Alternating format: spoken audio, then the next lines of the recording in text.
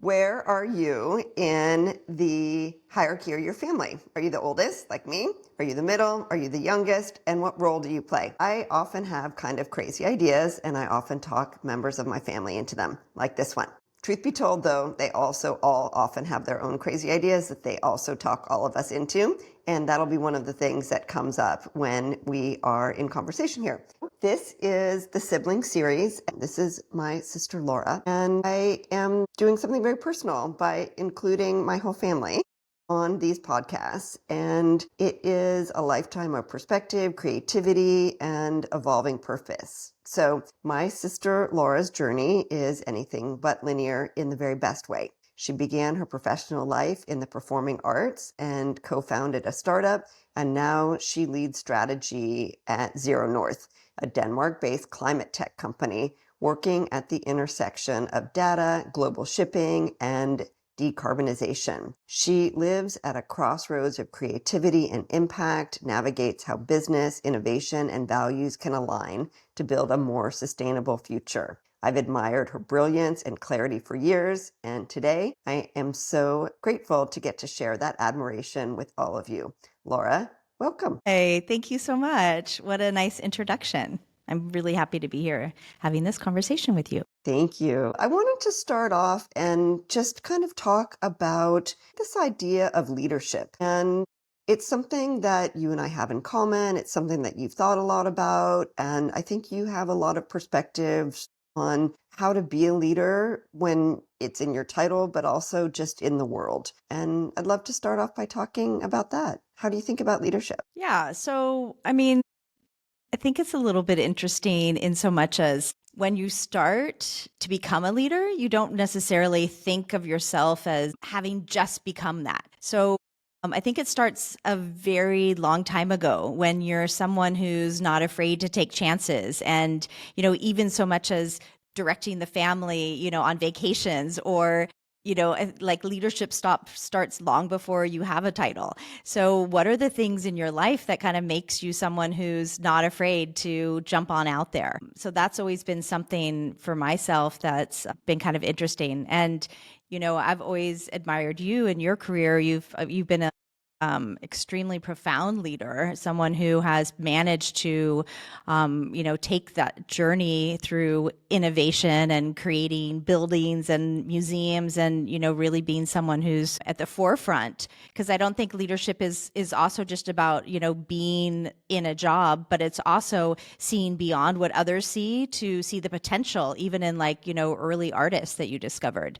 Do you want to share a little bit about that? Because I know this conversation, this, podcast is also about art. So I find that really intriguing about what you've done. Thank you. I appreciate it. I was thinking about how, we're very close in age. We grew up basically our whole lives together, and we have other siblings who will be guests on the podcast, and there's a little bit of a gap between us and them. And so, we grew up with a very shared experience, and even last night at dinner, it came up something about Greece and the way that popular culture is encouraging people to make choices that aren't necessarily like the best for them, right? So I was talking about the relationship between Sandy and Danny in the movie Grease and how, when they first met her, yes, yeah, not the country Grease. So the movie Grease, when we were growing up, and how when they met each other, they were both probably at their essences, and they were kind, and they were light, and they were playful. And then when they went back to school, they had to kind of be someone else because that's who their friends had wanted them to be. And so I bring that up just because I remember watching that movie so many times and acting it out and singing the songs in our living room.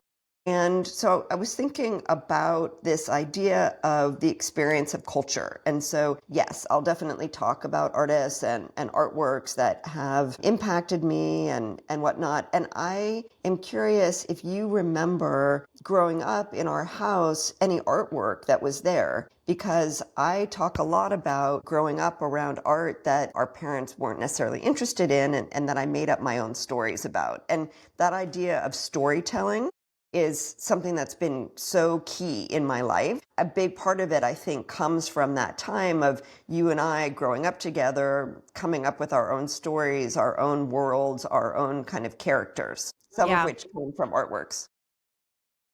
I mean, I do remember playing make believe quite a bit. Yes. So I think we have really like strong make believe. And that's something that also helps propel people into be dreamers, things, that you can think of something that might happen. As far as what you're talking about art, I mean, I remember this Picasso piece that we had that was a print, and it was like hands holding, these single flowers, or I don't know, 3 or 4 flowers. And so for me, that's, very strong in my memory of art. It's interesting to think about what was in the house. And you're talking about when we lived on Edgewood Drive in Palo Alto. It's interesting how where you live and what you kind of take away from those. And Palo Alto was key for, I think, both of us in growing up. And you've talked about going to Stanford football games. We used to go to games a lot because Dad had done the Sloan program at Stanford, and we would ride our bikes there. And you talk about the band. Can you talk about why that was important for you? Sure. Yeah. I love this story because, we used to have the best time. All of Palo Alto would just storm through, downtown Palo Alto past Town and Country and cross the street and go into the games. And we would always cheer super loudly. And I don't think our dad really liked that. So sometimes he would leave us because we were having so much fun. But, the Stanford band is incredible because they actually are very chaotic. They run onto the field. They're wearing crazy costumes. Some of them are, have their instruments painted. But as they're running onto the field, you think it's just going to be nothing. And then all of a sudden they start playing and boom, they're in formation. And that's totally different than other bands who march in line, who do the formation, who play the music. And so I think that was the first moment where I realized like you didn't have to follow the rules. It's okay to break the rules. And that's something that's always been super profound to me, where I think about, why is it that Palo Alto is the heart of Silicon Valley, and why, did Stanford have the ability to create so many founders and so many innovative ideas? And so my theory is like, the band is representative of that energy. And, being someone who lived in Palo Alto and seeing that also helped me have that kind of thought process. I love that. And one of the things that I talk a lot about is the idea and the experience of growing up in a home with a father who I would say very low EQ, almost none, and super brilliant. And so he would talk at the table about his latest invention and what he was working on. And usually none of us knew what he was talking about, but it didn't matter. And it made me comfortable with things that I didn't understand. So I have always felt like I don't need to understand things. I can just kind of bear witness to them and be in their presence and navigate through my own relationship with them.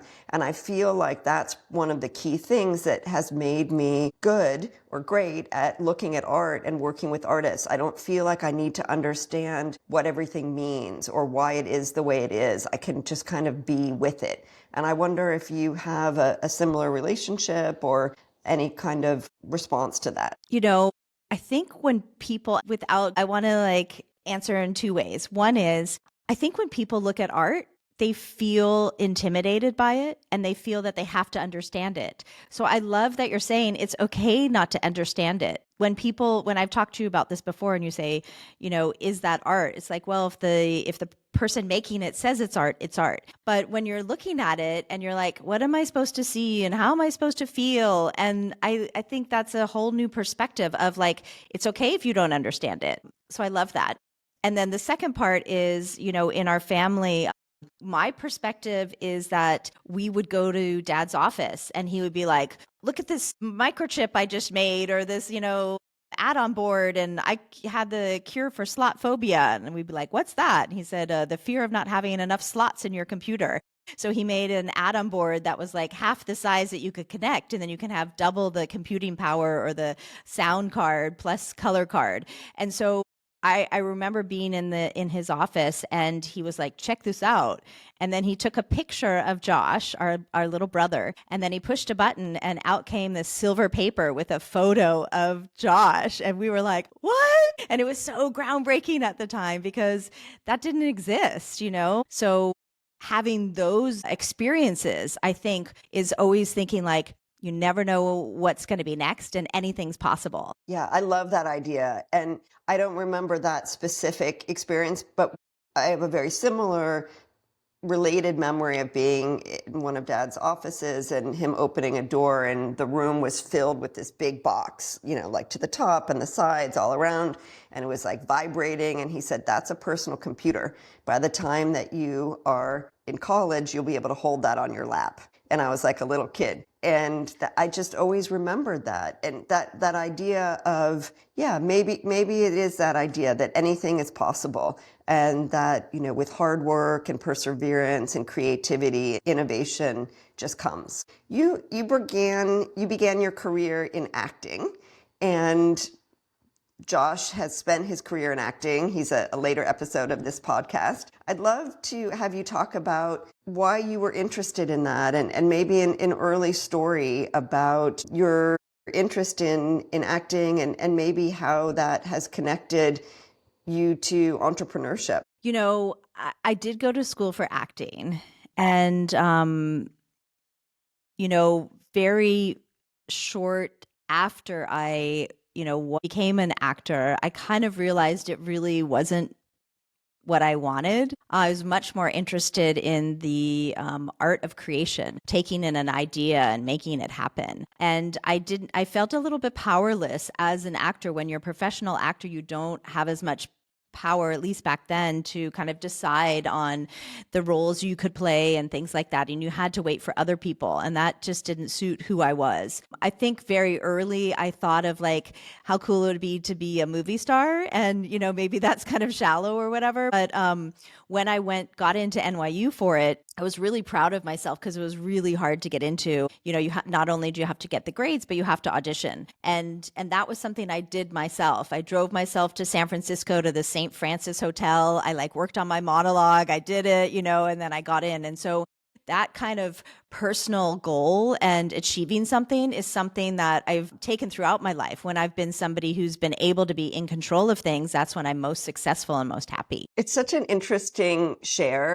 And, you know, I talk a lot about my husband, JP, on the podcast, and we had, in a lot of ways, very different upbringings. And I talk a lot about the fact that, I mean, not publicly, but just in our house, about how much I did for myself. You know, that I was planning to go to probably UC Santa Barbara. Luckily, there was a college counselor at Palo Alto High that told me I had additional opportunities, suggested that I go to an Ivy League school, helped me apply to schools, never even visited anything. And that process is so different than JP's experience of his parents talking with him, helping him apply to college, thinking about a profession, whatnot, and so different than how kids, my own kids, everyone's kids do things today.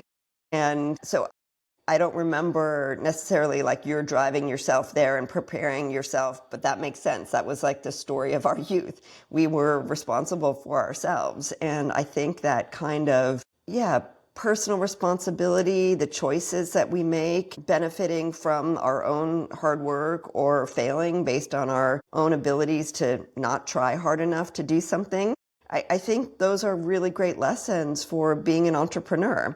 And I wonder what you think about that. I mean, I think, you know, I don't really think too much about my past or my childhood, except that it was super happy. And, you know, I really like to live in the moment. And even though acting as a professional wasn't something I chose to move forward with, those moving from Palo Alto, which was a sheltered community, to New York City as an 18-year-old was like phenomenal.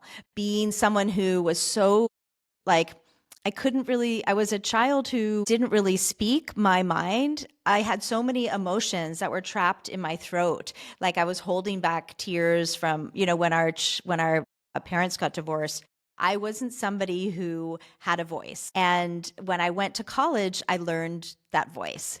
And it was so exciting. Can you imagine being in New York City and, doing art, learning how to like express yourself, and also interestingly, as an actor, you're taught to shed everything of who you are so that none of your habits and things are something that you bring into your new characters. So then you kind of become this shell of nothing, and then so you can reinvent yourself. So it was really weird when I had to reinvent myself, but yeah, maybe that's a lot of different points. Yeah, it's so interesting. And this idea of, how and when you find your voice, and when we have the authority to speak on behalf of other people, and when we have the authority to speak on behalf of ourselves. And I always felt somehow really comfortable speaking on behalf of other people and defending people, but not necessarily like standing up for myself. So it's interesting. Let's talk a little bit about ZeroNorth, your company,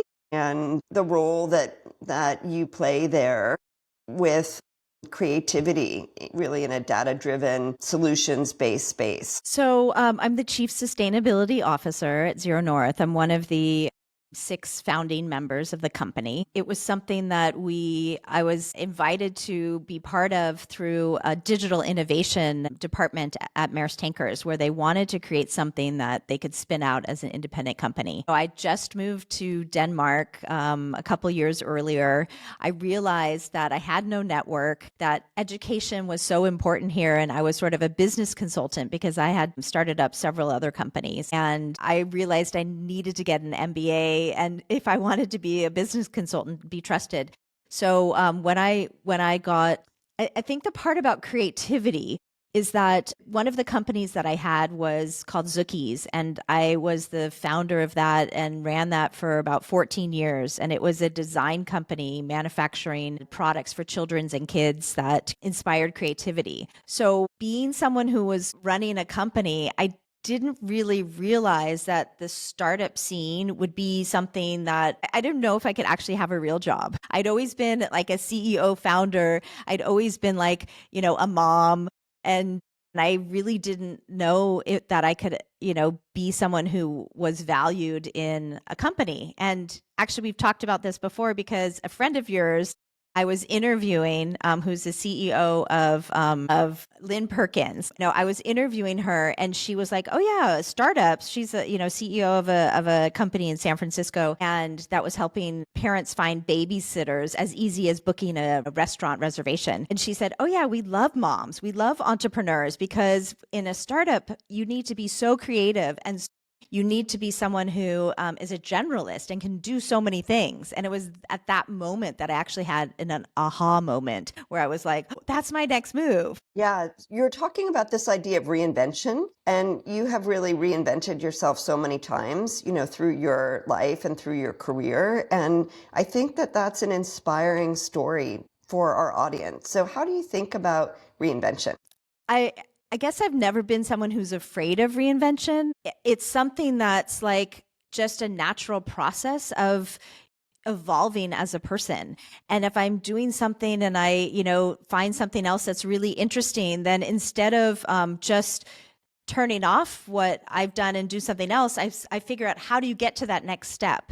And it's important to understand that it's okay to step backwards. I mean, you asked me about ZeroNorth. I came in as a product manager, but I didn't think of myself as someone who was creating the product. I thought of myself as this CEO who's creating this new company and trying out all these ideas. Do you know about this theory called the 360-degree CEO? I don't know if it's at like Disneyland or definitely here at Tivoli, which is, an amusement park. So basically, you empower your employees to be a 360-degree CEO for right around them. So whatever they have in their realm that they can touch, they can make a decision because they know the values of the company.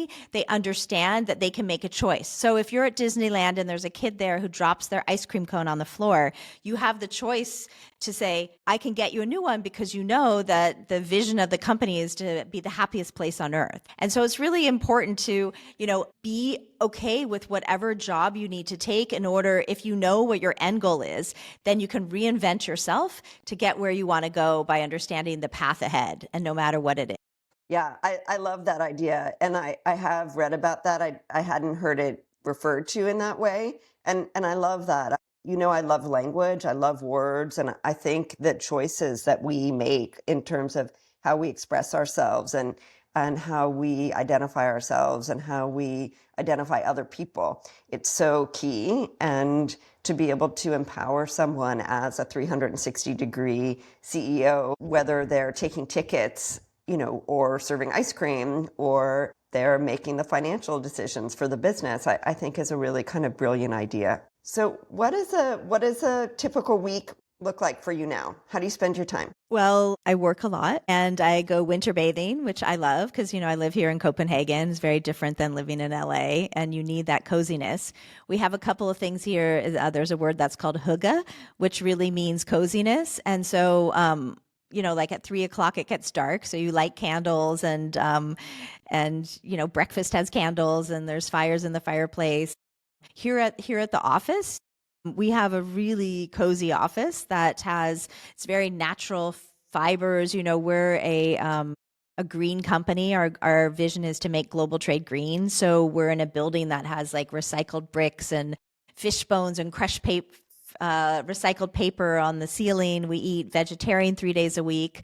I'm part of the executive team. So we spend a lot of time working with the other executives, trying to lead our company forward. We're in a position where we have to reinvent ourselves all the time. And even today, with the environment of what's happening, and green and sustainability has kind of taken a backseat to energy security. And the geopolitical situation makes it tough. So we've had to reinvent ourselves again and understand that we need to provide value to our customers from an economic point of view, where profit and planet need to come hand in hand, which we've always talked about, but even more so now. And being heading up our sustainability area, it's really not necessarily about conserving. It's more about how do we help our customers to achieve their goals to be sustainable? How do we help the industry to be a sustainable industry? Yeah, so my day is pretty fun, and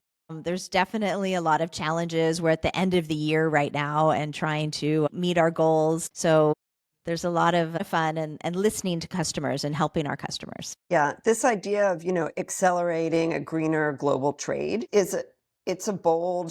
it's a bold gesture, and certainly an important one. And, we live here in Laguna Beach, and we can look out and see the tankers lining up to get into the port of Long Beach. And it's part of our kind of daily life to see that. And, as we're in the ocean and we're thinking about who else is in the water and what else is in the water, what's something that is an internal innovation or an external initiative that made you say, this is why I do this work. This is why I'm committed to what I do. So initially,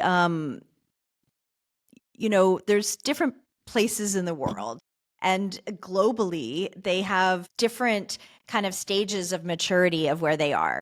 And the global trade and shipping industry is a little less mature as far as, innovation and technology. And so initially when I heard, because I was working at a publishing company here in Denmark, and when I heard that one of my colleagues had come over to the shipping industry and was heading up this digital innovation department, I was like, that's super interesting, because this industry is very manual.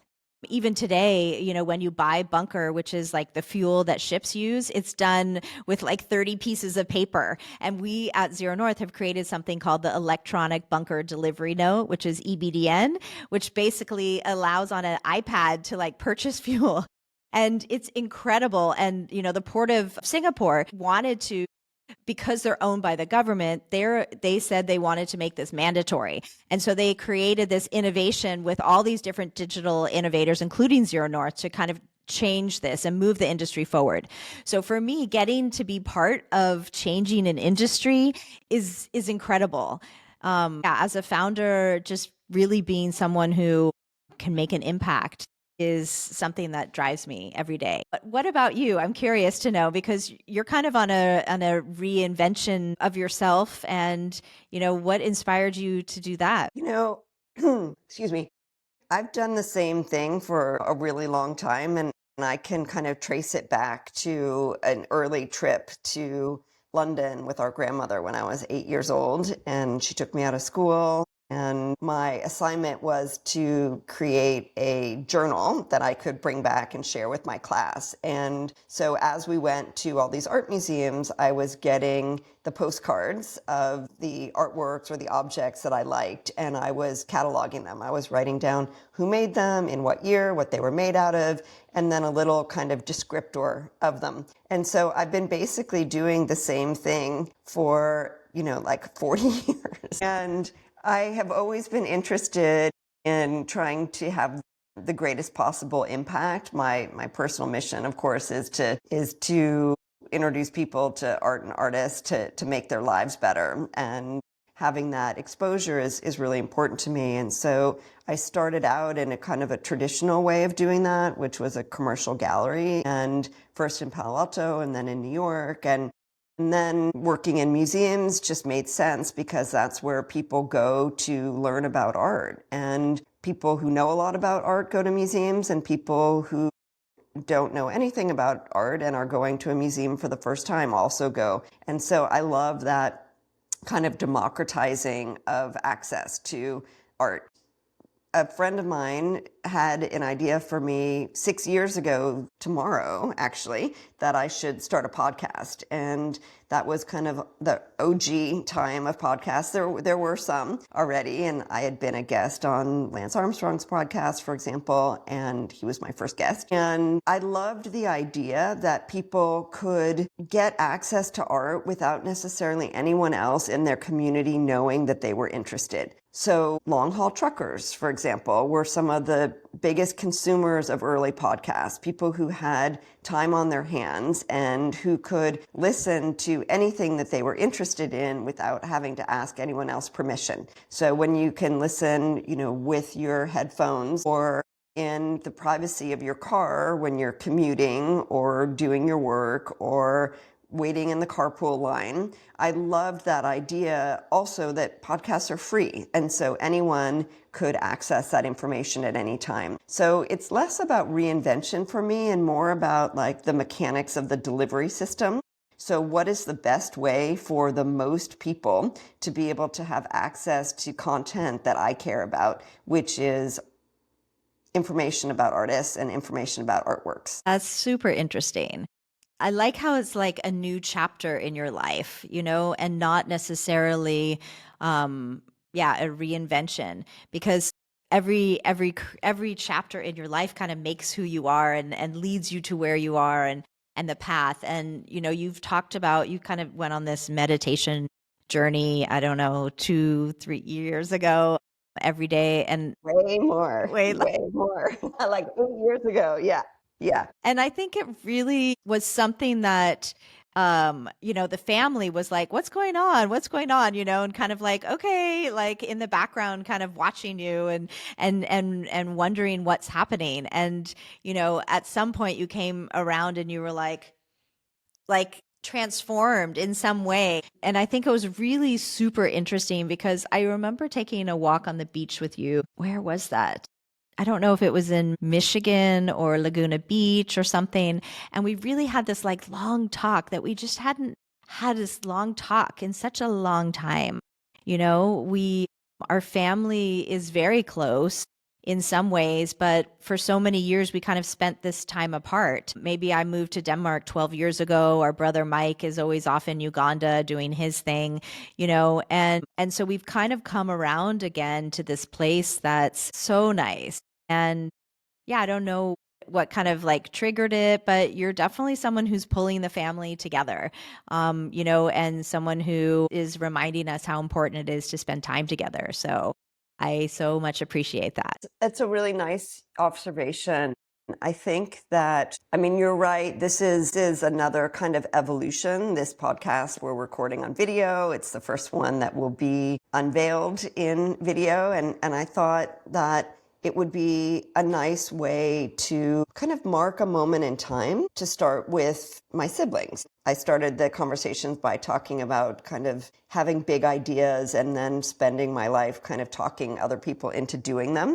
And I certainly, started my life talking you into doing things. And that's sort of maybe what you're referencing. And ideally, you just talk people into doing things that they wanted to do anyway, and then maybe just hadn't kind of prioritized or made time for. And yes, I have a daily meditation practice going on 8 years. It started in January of 2018. And it's something that I do every day. It's something that gives my life some kind of grounding and purpose and meaning. It's something that I do before I do anything else every day. I meditate before I get out of bed. And I love this idea that, if you don't have time to meditate for 20 minutes, meditate for an hour. And I don't do that. I sometimes meditate for a minute or 3 minutes. I meditate sometimes multiple times through the day, but regardless, I meditate before I do anything else. And it just kind of reminds me of what's most important, which is to be in the present moment. And of course, I get pulled into social media, or my mind takes me somewhere that's less productive than being in the present moment. And being able to have that to come back to is really important. And part of what I think you're referencing is this reminder of the importance of family that has honestly come through my husband, JP, who is so close with his family and talks to his parents pretty much every day, talks to his brother and his sister all the time. And I found myself calling his sister, who's amazing, pediatrician and incredible reader and athlete, and so grateful to have her as a newish sister. And then I was like, I can also call my own sister. And then I can also call my own brother, and I can encourage my sister and my brother to talk to each other, my other brother, and we can all four get on a video call. And it's been really fun. And, part of that has been kind of a return home to our mom and her husband, where I hadn't really spent time. And it's a place in the Midwest that JP helped me see in a different way. We went there to introduce our parents, and he was like, it's so nice here. It's so nice here. And I was looking around. I talked about this at Thanksgiving, and I was like, it is? And sometimes it's just someone else being able to say, look how extraordinary your life is. Look how extraordinary your home is. Look how extraordinary your family is. For you to say like, oh yeah, I can put down what I'm doing and look up and look around and experience that. That's so nice. That's so nice. I think, we have been so blessed. I was at your wedding. Obviously I've met JP a bunch of times, and his family is so incredible.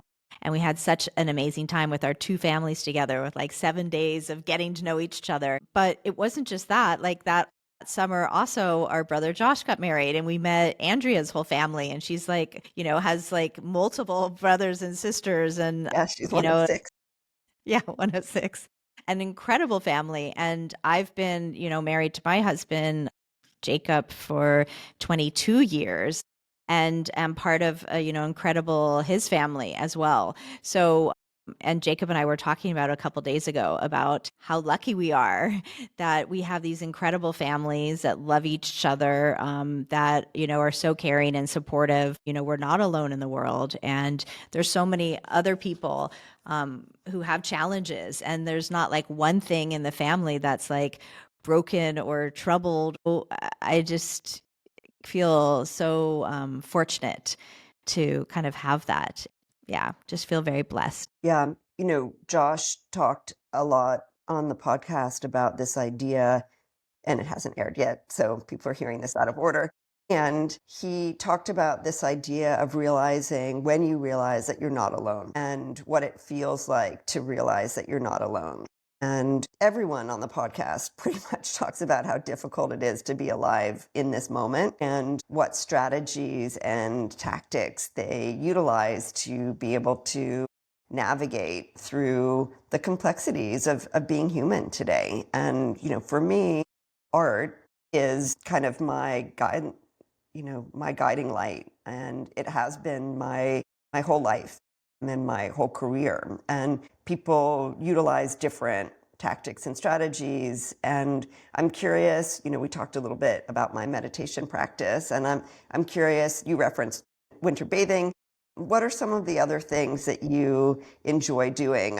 I'm listening to a book that the artist Jennifer Greedy suggested about the art of gathering, and you're really great at putting together gatherings. So what are some of the things that ground you and that you come back to again and again? Yeah, I mean, I am a huge believer in community, and I think there's a lot of studies that recently have come out, and longevity is like a huge trend right now. And one of the biggest things that helps you stay alive longer or have, more fulfilling lives, no matter how long it is, the sense of community. So I try and do that very, very frequently, bringing people together. Jacob and I love entertaining, but I also even try and get the neighbors out. So, we created this thing called Community Coffee, and I got one of these, little coffee trucks to go stand on the corner, and I invited all of the neighbors to bring their coffee mugs. And we did it, just after COVID for about a year and a half, and all these neighbors who never knew each other all of a sudden came together. So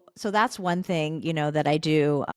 And it's also something. When I got my MBA, it was I wrote my thesis on community as a business strategy, because I believe that there's so many people who in their lives need connection. And particularly today, you mentioned, what the world is like today. I'm very happy to be living in Copenhagen, a place where, Denmark, where people have talked about as the happiest place on earth many, many times. And people try and figure out why that is. I think actually leaving the US 12 years ago, I was in a position to actually look at the US in a totally different way. And as I kind of became away from there, it was in the office, and I was like, "Oh, will someone walk me down to my car?" And they were like, "Why?" And I was like, "'Cause I'm going to the parking lot, and it's late." And they were like, "Nothing happens here." And I was like, "What?" And so that took me many years to realize and not be looking around and, have this fear inside of me. And I feel really sad for a lot of what's happening in the US, where everyone is so afraid of each other, afraid of, what's around the corner. And I feel such a sense of relief of not living there. And so that just, being grateful, jumping in the ocean and, sitting in the sauna and going to work and, not being afraid. I think that is, what really on a daily basis makes me really happy. Yeah, I mean, that whole idea of fear and living in constant fear, and where it comes from, and the fear of not being enough, the fear of not having enough, the fear of being judged, the fear of, physical safety. And we all can only imagine what it is we already know. And I talk a lot about that with art in terms of, people can't be curious about something that they don't know anything about. And that's why I'm kind of a zealot about talking about why art matters and, beating that drum, getting people interested in, or at least exposed to something that they may not have had access to before. You referenced your thesis for your MBA, and I never got to read it, but I know that you wrote a chapter about what I did at the Aspen Art Museum. And I'll just use this as an opportunity to ask you to do kind of a high-level cliff note about what you wrote about. Yeah, sure. So some people don't even realize they're doing it, and some people are extremely good at doing it. There's so many brands out there that, I mean, obviously everybody's heard about influencers, right? And I just read something yesterday about the new influencer is actually the one who can host and curate events and experiences for people. So it's not even that. It's like the one who's, going to bring people together as humans. But what you did so brilliantly at the Aspen Art Museum is you created a community of people who were drawn to the center of being part of the art scene. And they wanted to be seen, they wanted to be part of it. And there was a lot of different stage gates that you kind of allowed people access to the inner circle. And the inner circle was you. It was, being able to take a trip with you around the world to learn about artists, to hear about it, these tours. Like, they can be part of the event you had, which was called Art Crush, and everyone from all over the world who was someone or, wanted to be seen in the art world flew into town for that amazing event you had with, runways and wine and, just a beautiful event, I don't know, over several days, where people come together for Art Crush. But then the access to you and to artists, you had the key for them to talk to artists and get to understand how they created things, because that's a powerful thing, to talk to someone and learn about creation. And of course they had a high price tag that they had to donate to the museum to get in.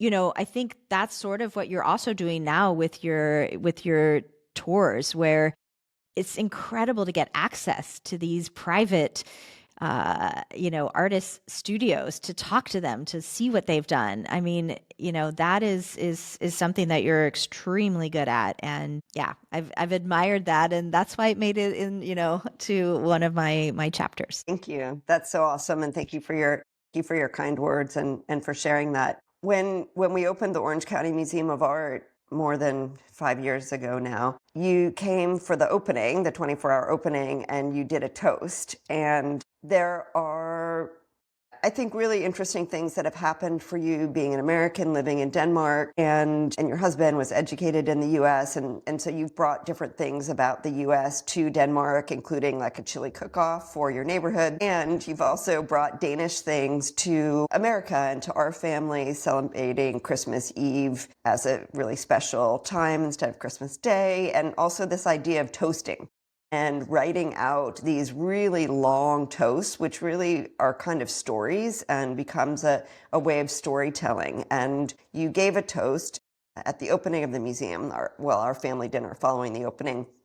And you talked about me in a way that I hadn't seen myself before. And you talked about this idea of being like my first follower. And for anyone who's listening and hasn't watched the YouTube video that explains the idea of the first follower and why the first follower is important, like, as soon as you finish listening to this podcast, go and watch it, because it's amazing. And I've shown it to a variety of boards that I've sat on and just kind of recommend it to everyone. Can you talk a little bit about that first follower idea and I guess why you were willing to be mine? I think, as any probably younger sibling, hopefully feels of their older sibling, you look up to them. And I did for you. I mean, I think I was your shadow. I followed you around. I was like, what are we doing today? Where should we go? And we had so many fun adventures. I remember we even like painted rocks and sold them to, the neighbors, like that. And to me, that was like my first entrepreneurial,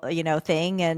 And even later, when I was, my second entrepreneurial thing, where I made barrettes and I sold them to local stores, you were like, they're not paying you, I'm going down and going to help them. So you've always been someone, or make them pay you. And you've always been someone who stood up for me, who, helped me and led me. We had this amazing thing of being together in London when I was at junior year abroad, and you were had just graduated. You did the Christie's auction program there, I believe. And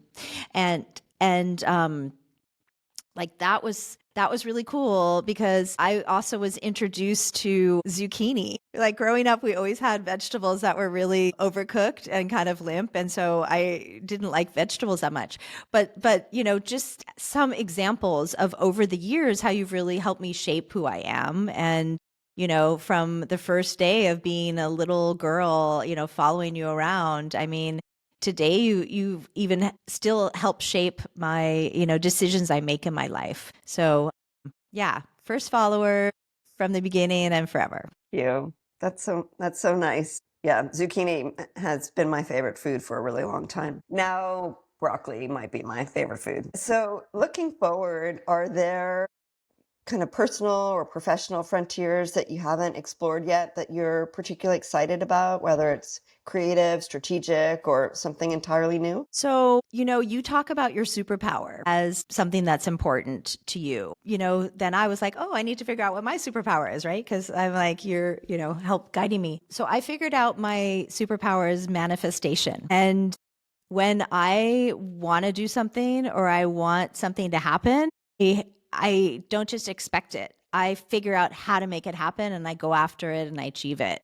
And as simple as like when I was in high school and, I had this boyfriend, Caleb, who was my first love. And I saw him and I was like, okay, I'm going to make that guy my boyfriend.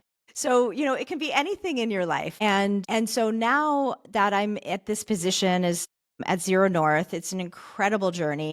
Always wanted to be part of a scale up because I always was part of small, companies. I was even helping female founders, create their companies. So I'm not 100% sure what my next path is. I have a couple of ideas, but I'm pretty happy doing what I am doing. I've always wanted to write a book. I would love to get my book published, Communities as a Business Strategy. I've toyed around with like EU Parliament, but like, I have to become an EU citizen first. So, there's like a lot of different hoops to jump through in that. Or, maybe just relax a little bit. So I don't know. I actually am not sure what the next journey is, but once I figure out what it is, I will certainly, make the plan and make it happen. I love that idea of manifesting, and I recently got to see the Yoko Ono exhibition at the Museum of Contemporary Art in Chicago. And one of the works that she's probably most famous for is this wishing tree. And you go to the museum and there are these little pieces of paper that have strings on them and you can write your wish on it and then you tie it to the tree. And this idea of dropping a penny in the water, or I'm very superstitious. I have been, my whole life. I touch the plane before I get in. I touch paper or wood when someone says something that I don't want to have happen. And there's something about that kind of belief system which I find helpful and constructive. And there is now science behind manifestation where you make an effort to write something down, and the physical effort of writing and then placing it into the community in a kind of shared space with others is super powerful. And we had the great benefit of going to Bhutan last year. And I had asked a friend of mine, well, what was your favorite thing about Bhutan? And she said it was the prayer flags everywhere. And I remember being sort of disappointed by her answer and thinking like, how great can that be? Like, that's not a helpful suggestion about like what the best thing was there. And the sheer volume of these prayer flags everywhere and the way they're layered upon each other, just, hundreds of them out in nature, along the side of the road, on bridges, at people's homes. And the idea is that the wind comes and picks up the blessings, picks up the prayers and sends them out into the world. And that effort of being constantly surrounded by these blessings, by these intentions, by these manifestations is so incredibly powerful. And so that's what came to me when you were talking about your superpower. I love that. I would love to see that. I did get to see Yoko Ono's wishing tree in London. It was there on exhibit. And I think that's also when we were in Tokyo at this temple, you can get this secret message and, you have to put in some money and then you get out the little message and then you put it in the pond and then it miraculously tells you what your fortune is. So I love that there's these cultures that believe in wishes. And I'm also superstitious. I don't know if that's something from growing up. I have two necklaces on. One of them is a black crystal, which actually takes away bad energy. So sometimes, like things are really tough at work where you have to have a lot of resilience to be in a growth company. And so for me, I have that one. And then I have this other one, which I think I got after your wedding when we were in Michigan together. And this is a Herkimer diamond, which is, not a diamond. It's actually a crystal from New York City. And apparently is extremely powerful. And our yoga teacher, when she saw it, she was like, "Oh my God, I have the smallest one under my pillow at night. That one, you must be like grabbing amazing energy from the world." So I have these two that like every day I feel like not only am I protected against anything I can take on, but I also have this immense power to, achieve what I set out to do. So these help me, and I love how people have different talismans. Don't you have something next to your bed, some art that you have, one for you and one for JP that one of your artist friend created? Yes. So I love that you have the Herkimer diamond and the black. I don't know if it's obsidian or whatever the stone is, but the idea of the black and the white, the yin and the yang, the light and the dark, and the grounding and the balance, I think is amazing. And yes, I have a talisman by the artist Sarah Kane next to my side of the bed. She made it for me and gave it to me. And then I was able to have her make one for JP for his birthday. So we each have our own on either side of the bed. And the idea of her talisman is that you talk to them and you wish for abundance and wealth and other blessings. And she swears by them and I swear by them. It was actually the first artwork that I acquired for the Orange County Museum of Art was 8 of her talisman. And I asked her to think about the museum being built and finished and funded. And once they were finished and we hung them in the temporary location, I started to raise money in a way that the museum had never raised money before. I'm a big believer. So, Amazing. Okay. Are you ready for the lightning round? Oh, sure. Yeah, I'm ready. Okay. So one word answers, a phrase that you find yourself returning to when things get complicated. Oh, resilience. Okay. What's something from your childhood or your acting days that still lives with you? Breathing. Nice. Morning person or night owl? What's your creative rhythm? Definitely night owl. One place in Denmark that always brings you peace. Winter bathing. Sustainability trend that you're most excited or most skeptical about. I'm super excited about nuclear. It's very trendy right now. A tool or a platform that helps you think more clearly. Being offline. What's a piece of advice that you once ignored and now live by? It's okay. It's okay to care. You could pause everything and take a sabbatical. Where would you go? I've been thinking a lot about this. I would go to somewhere warm. So good. It's so awesome living somewhere warm. Okay. I want to ask you why art matters. And I feel like I should answer a lightning round because that felt sort of torturous to make you do it. And I do acknowledge that my superpower is spontaneous brilliance. So I might be at an advantage in the lightning round. So I'm super grateful that you persevered, which is one of your key traits, and did the lightning round. So I do want to kind of end by asking you why art matters. And I feel like if you want to ask me lightning round questions, you could make them up and ask me and I will answer them. Okay, that sounds good. Yes. Maybe I'm not as good at my toes. Or maybe I used to just answer things so quickly. And now I really think about what I want to say because I want to be more thoughtful. So, yeah, it's not about not being as good about something. And I don't want you ever to say anything or think anything about yourself that is lesser than. I'm just giving you an opportunity to volley back. Yes, very nice. So why art matters? I mean, I think as someone in your family, art was a part of our lives. You were always inviting us to galleries and to see new art and look at art in new ways. We always would joke about some of the ones that were, kind of more avant-garde. I don't know if you can say that, but, where we were like, oh, that box of condoms, is that really art? Or, when Candy asked, made you, piece of art or whatever the, 5-inch butthole for Heidi, things like that, where you're just like,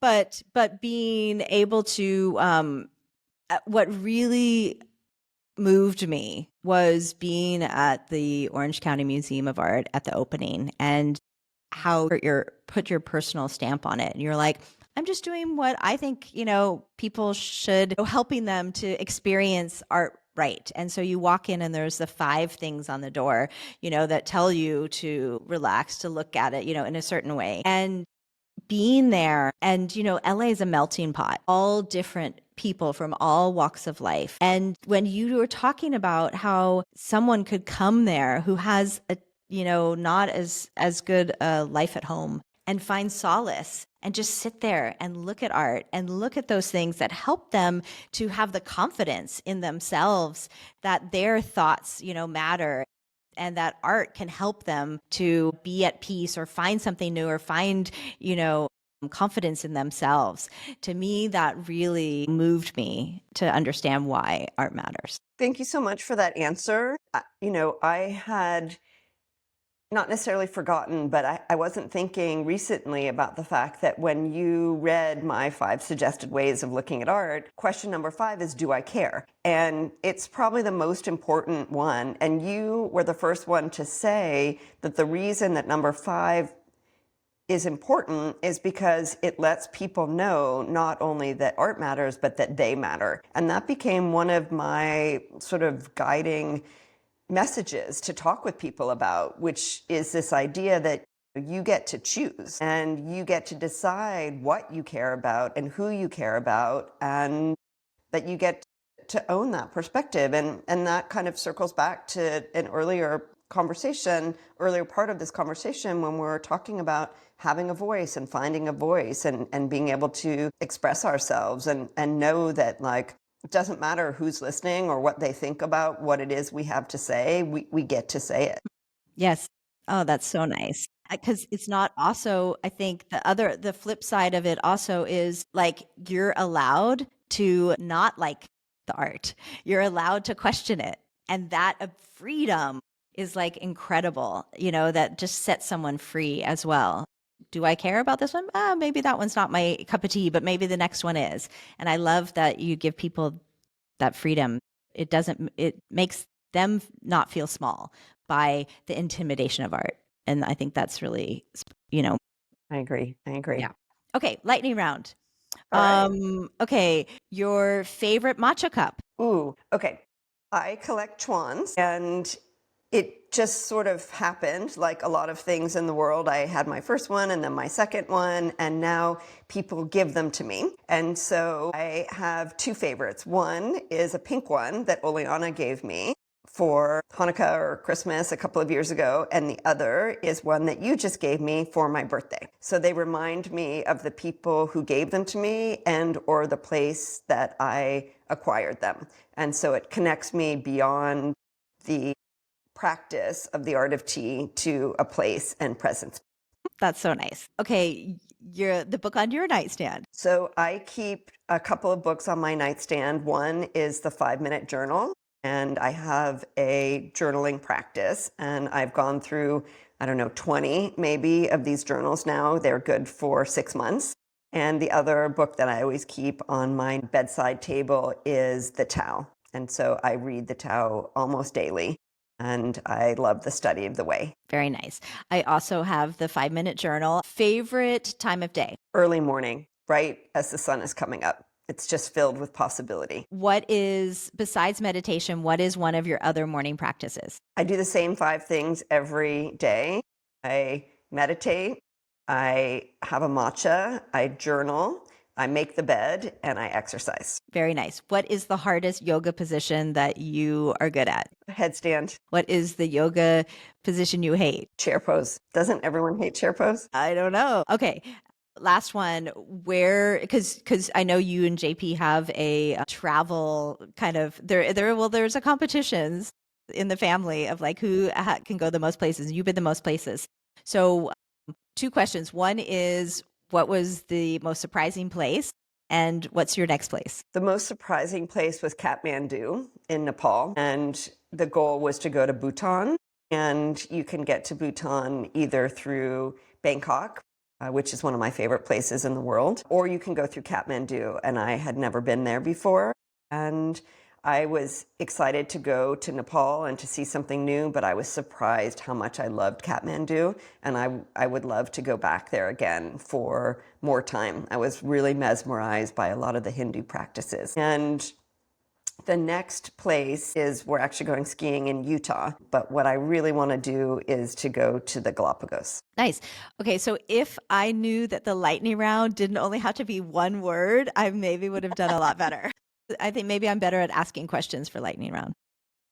I think you did amazing, and I love our exchange and the dialogue, and I am super grateful that you spent time with me today on the podcast and just kind of in general. So I've talked about you a lot on the podcast, and it's nice for our audience to get to spend time with you and see how awesome you are. Oh, thanks, Heidi. And I was very glad to be asked to be part of this. I've been listening for years to your podcast, and it's fun to be on it. So thanks for having me. Thank you.